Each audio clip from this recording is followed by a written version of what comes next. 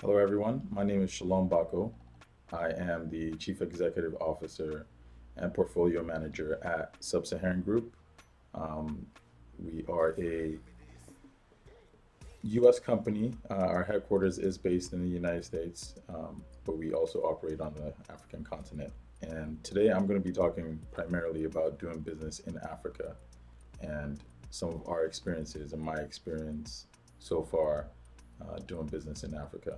Specifically, 5 points, which are distribution, manufacturing, consulting, technology, and partnerships. You're going to get a lot of information and insight on someone who's actually done business in Africa. So the benefit of knowing these 5 components is it could save you a lot of money. A lot of people do try to do business in Africa and lose a lot of money or find it very difficult to succeed on the African continent in different countries. And so some of the information I'm going to give you is going to give you some insight and hopefully help you learn how to better do business in Africa and how to be successful at it. First thing we're going to talk about is distribution. This is business to business, is specifically what I'm going to speak about in terms of business to business distribution. And then later we'll talk about, you know, consumer goods. Specifically in distribution, you're talking about how to get any raw goods or manufactured products from the African continent into other parts of the world.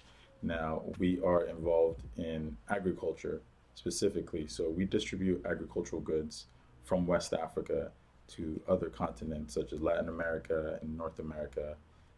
And so we've learned a lot about distribution, obviously, and the the dynamics and what it takes to be successful distributing goods from the African continent, making sure you're getting the goods and the quality and the quantity that you've ordered. Those sort of things, those are huge aspects into doing international trade, international business, and it's your distribution channels have to be correct and correct in the sense of they have to be tested and they have to be operational and functional in order to keep a consistently running distribution system or channel from farm to the consumer, or from manufacturer warehouse to your warehouse. And that involves a lot of logistics, understanding the dynamics of the local logistics channel along with your international or your national local logistics channels. Those are important in distribution.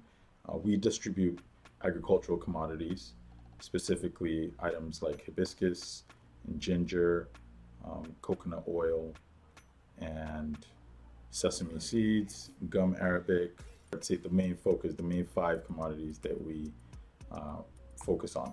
Distribution, B2B distribution is very important uh, in international trade. And so, Africa being the continent it is, being rich in natural resources and commodities, understanding distribution is extremely important if you're going to do business in Africa.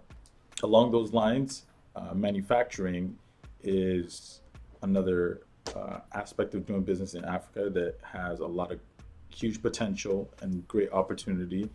Now, the challenges of doing business in Africa vary depending on what country you're doing business in.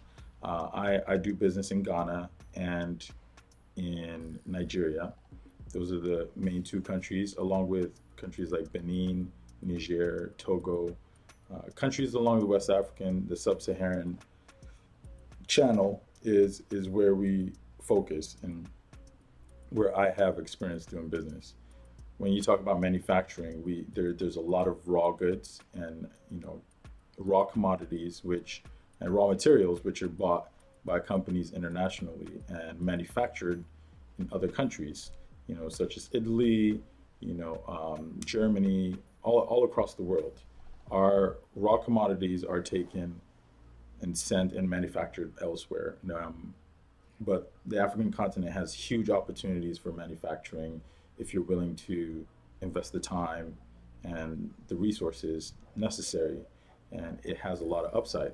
So as far as manufacturing goes, we manufacture and process items such as tomatoes.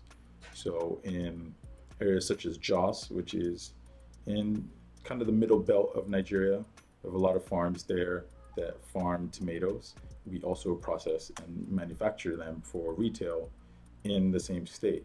That's an example of one manufacturing opportunity with agriculture in our case. The other areas that we also manufacture are with shea nuts. Shea nuts are farmed in huge quantity, also in sort of the middle belt, but more northern Nigeria, in Niger State, for example.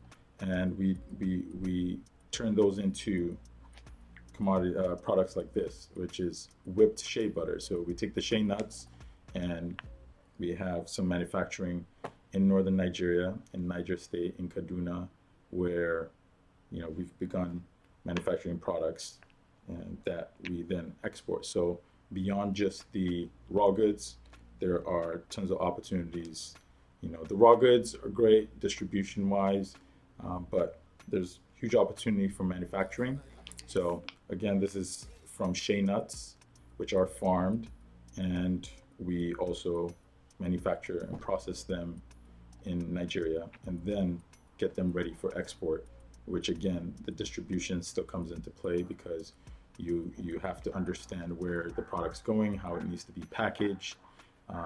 Distribution, if I may touch back on it, you do have to understand, like I said, logistics. So how to package a product, how to make sure it's clean and safe for whatever market it's going to, the standards at which you have to export them. Those are important things. Here in the United States, for example, you have to make sure you understand what the FDA requires. Those are several aspects of it. In Mexico, you have to understand SAGARPA's rules and SENASICA. Those are the governing bodies of those countries. Understanding how they want those products packaged or delivered is extremely important. If you need to deliver a product in a certain temperature, such as a dried product versus a product that needs to be delivered fresh or frozen, those are important parts of distribution. In agriculture, some of our challenges include things like pests, or ensuring that the product, especially in raw form, is not infected by any infestation, is actually clean to the standard and the grade that the buyer wants or that country requires. So those are some other aspects of distribution. Same thing with manufacturing. You do have to understand the standards at which, or you have to understand where it's going, and the standards at which you should manufacture them or manufacture those products. Our shea butter is 100% natural and hand whipped, and then we package them in, presentable. These are made for bulk. So these are bought by shea companies or health and beauty companies, supply companies that need some of these products to make what they make, and so they need to be packaged well. They need to be made with machines and in processes that are modern and up to standard, if you will, and ready for shipment. So that's another aspect in terms of business in Africa, specifically in West Africa, that I speak of. There's a lot of opportunity in manufacturing. My next point is going to be opportunities in consulting. Now, a lot of people do have some horror stories of maybe trying to do business in countries like Nigeria and maybe getting scammed or not getting the product they bought or thought they bought. And these are true and these are real and these do happen, and people have lost and continue to lose a lot of money. And that's why consulting is important. Now, for example, last year and the year before, we have a customer who placed a big order on some containers of products, and those products came back with quite a bit of sand in the bags instead of the actual commodity that they ordered. Now, that's not funny by any means because they lost a lot of money. However, since we came on board with them, and they started purchasing from us, we've not only been able to supply the products they wanted, but also been able to give them some guidance and some consulting in understanding the dynamics of, where they're ordering these products from, understanding the geographical dynamics and logistical dynamics of getting these products. So that's one story, and I'm sure there are several more and several others. But consulting is can be a great space in terms of doing business in Africa. This also applies to people in the diaspora, people who want to move back to the African continent and do business and don't know where to start, or say, hey, Shalom, I don't have land, I don't do any farming, I don't have this or that connections, but you do have some kind of experience, right? You have experience working for X amount of years in what your job is, and that could be a great opportunity. Consulting could be a great space for you to get in and maybe teach and enhance certain industries with your experience. So consulting can be a great opportunity for doing business in Africa. As far as for companies, this could also be a great service that, you can contact us, contact me. You'll have our contact information at the end of this video. But you can contact us, and if you have questions about where you're doing business, or to verify if the products are real before you order something, or verify the validity of a company. Things like that are things we have the ability to do and service for clients and customers. And we've done it multiple times, not just for corporate businesses, but also for organizations. Contact us if you have some of those questions. Like I said, we are really strong in West Africa. If there are some areas in West Africa that you'd like to do business and would like some more information or insight, or have some questions, or would like us to help you broker a deal or verify certain items that before you order or make a decision, please feel free to reach out. We'd be more than happy to help. That's consulting and doing business in Africa. The next subject, number 4 item out of these 5, is in technology. Now, currently, the world is in quarantine, right? Several countries, and we see what this virus has, kind of brought on the world, if you will. And so, technology has played a big role in several parts of the world, in several things, and we can all agree technology has changed how the world operates. And in Africa, that is not any different. There's a ton of opportunity in the technology space, whether you're talking about financial technology or any other type of technology. But I'm going to focus, if you will, on maybe just a couple.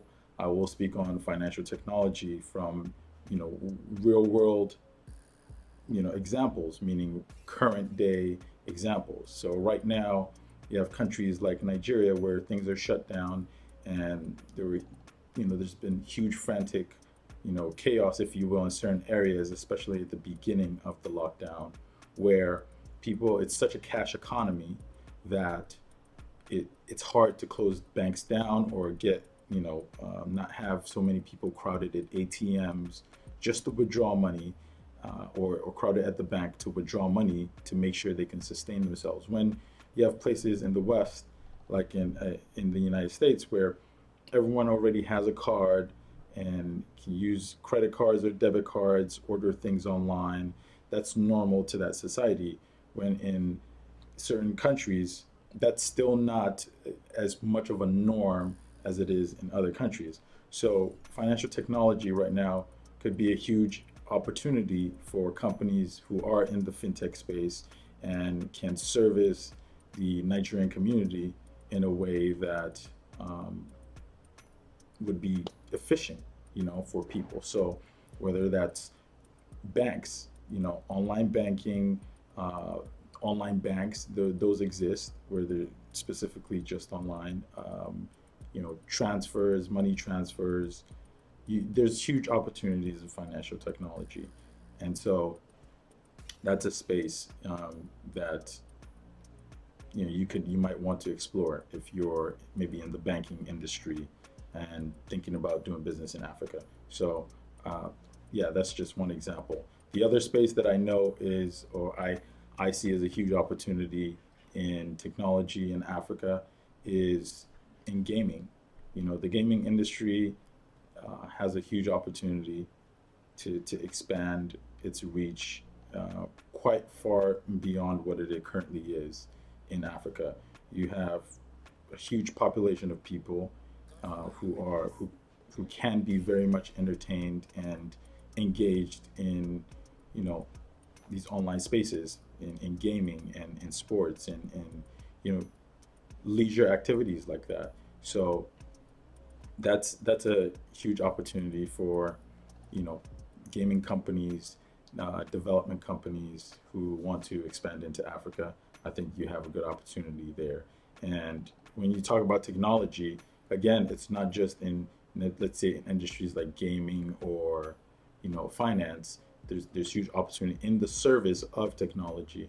So a telecom company offering cloud services, or all these virtual operated IP type platforms. You have huge opportunities in Africa as well to offer services. The need for more bandwidth in terms of web services and online, what do you call it? Why am I forgetting these? Web service providers, telecom providers, and the need for internet, right? The need for data, internet, data. That's a huge opportunity, a huge space on the African continent. So fintech, gaming, and just telecom services or internet services, cloud services. Those have good opportunities in Africa. All right, so going into the fifth vertical of the opportunities in doing business in Africa, I would like to give a little bit more background on who I am and how I got into this space. So, like I said, my name is Shalom, and I was born and raised in West Africa, and I am involved in international trade through agriculture from West Africa to other countries. And this is something that has been in my people and my family for generations. We are involved in commercial farming, and then we distribute those commodities to other countries, both locally around us, countries around us, and across the seas to North and Latin America. With that said, one of the ways you can do business in Africa is through partnerships and just having a network and alliances that can help you be more efficient and can help you make better decisions in doing business in Africa. Partnerships and a network or alliances are things that you very much should have. You can reach out to us. I would be happy to sort of analyze what you're doing, give you information, give you some insight, and we're open to some strategic partnerships and looking to expand as well into other countries. All right, I know I gave out a lot of information right there about doing business in Africa, and if you're interested in learning more, I will be doing some webinars to go into detail on each 5 verticals. So what you want to do is register at the link below, register for the webinar, and in there I'll go into depth. You can ask some questions if you have any, and I'll go into depth about each vertical and those opportunities, or answer any questions that you may have. That could be a great way for you to register for the webinar and then get to ask me whatever question you have to ask before you invest any more of your time or resources trying to do some business in Africa. My name is Shalom. I am the CEO of Sub-Saharan Group. Thank you for your time. Thank you for watching. I hope this was insightful. I hope you got some great information out of it. Register for the webinar. The link is below, and I look forward to seeing you there.